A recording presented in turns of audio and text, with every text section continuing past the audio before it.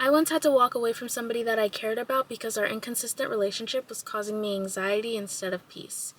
I didn't end it because I was angry or resentful at this person. I just knew that I deserved better. And when I ended it, I felt so relieved at first because I was like, oh my gosh, this is going to make me feel so much better. Like, I'm not going to have all this anxiety. But then like a week later, I felt so sad. It was like a wave of sadness just washed over me, and I had doubts about my decision. And it's kind of like having withdrawals for a person.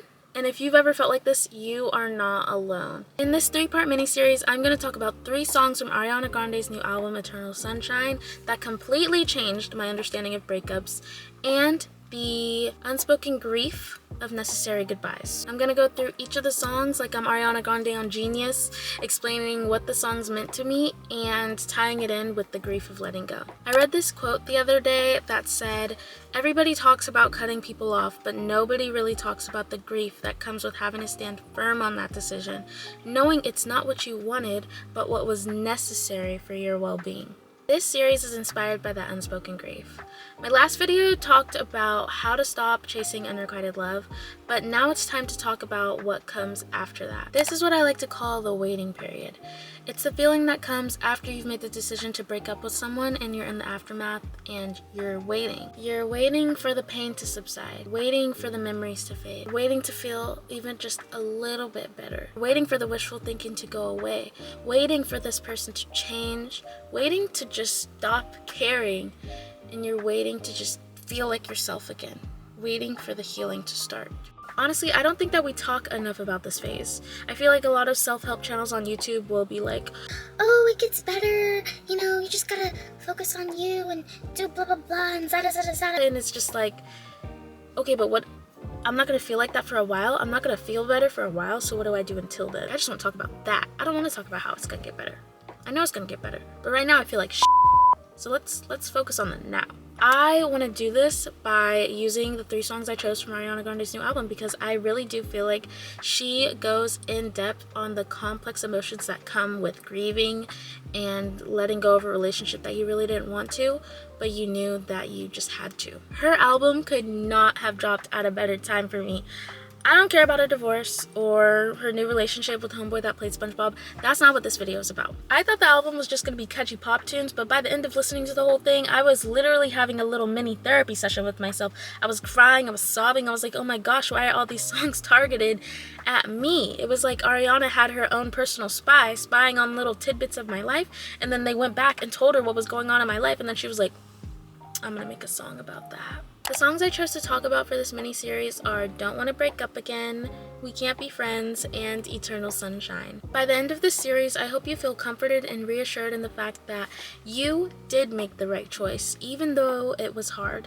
Hard things pay off, just like going to the gym. You might not see results immediately, but in the end, they are worth it, and it pays off. I'm gonna stop yapping and we're gonna jump right into phase 1. Starting with Don't Wanna Break Up Again. This is a song about realizing that a relationship is no longer serving both people. Ariana says that she fell asleep crying, and instead of her partner coming in to soothe her, he turns up the TV to tune out her cries. She says that she is too much for this person. When a partner isn't able to meet our emotional needs, it can lead to both people feeling dissatisfied. It's the initial stage of the grieving process. You might be in denial, you might try to bargain with your partner, but eventually you accept that the relationship just wasn't what you wanted it to be. So Ariana decided to do the one thing she really did not want to do, which was end her situationship. Sometimes there is hesitation to end the relationship, so you might repeat unhealthy, painful patterns with this person instead for a while. I feel like a big part of the reason for this is because you want to acknowledge your issues, you want to grow together to fix the relationship, and you want there to be mutual effort in fixing the relationship because you love them. But love alone is not enough to heal or fix a relationship. It cannot be just you putting in the work. This is what Ariana says when she talks about going to therapy and blaming her codependency. Meanwhile, her partner wasn't even putting in effort to grow or change. Do you love me? I don't know. So that's a no. It's an I don't know. Okay. Alice, I just need to be 100% great. certain with you, and I'm not right now. We have a good thing, okay? I'm not asking you to marry me. I'm not asking you to move in. I mean, what? What do you need? What? This is good. You just have to give it a chance. Just try for me. I can't. Why can't? It can get so exhausting trying to work on yourself and put an effort to fix or heal the relationship when your partner isn't bothering to do the same. It isn't fair to you, even though you love them, so letting go may be the best loving action of all. But you're conflicted. You want to hold on, but you know that it's healthier to let go, so you end the relationship in order to heal. Ariana even admits this when she says, "We both know it's time, so we say goodbye. Just one kiss goodbye with tears in her eyes." It's honestly kind of like a bittersweet ending because she doesn't want this person to think badly about her for making a hard decision for the both of them. It's accepting the painful truth that a relationship is doing more harm than good, so you make the hard choice to say goodbye. One of my favorite lines from the song is when she says that she's not going to abandon herself again for this relationship.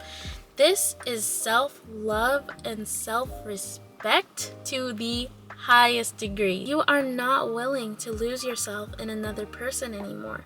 This means that you're embracing the journey of letting go, accepting, healing, finding your inner peace because you're not willing to settle. And that's because you know it would be doing yourself a disservice. I'm gonna wrap up the first part here because it's starting to get dark and I really do want to keep this series mini, and I promise that there's a point to this. In the next part, I'm gonna talk about we can't be friends, and if you are interested in learning more about understanding and the self-discovery of letting go, stay tuned for part 2, or if I posted it already, go ahead and click the link. I don't really know how YouTubers do it. It's gonna be on one of these. Before I go though, I do just want to remind you of one thing. You will never be enough. Oh my god. Wait, I can't believe I just messed that up so oh my gosh, I'm gonna get canceled. You will never be too much for the right person. If you are someone that's experiencing the waiting period right now, I understand that things can look really bleak, but just try to remember that there really is somebody out there for you that is fully capable of meeting your emotional wants and needs. And if Ariana Grande and SpongeBob can find love, then what gives you the right to draw the line at you? Like, what makes you think, oh, but I can't? SpongeBob SquarePants. You can find love. Literally, there is hope for all of us.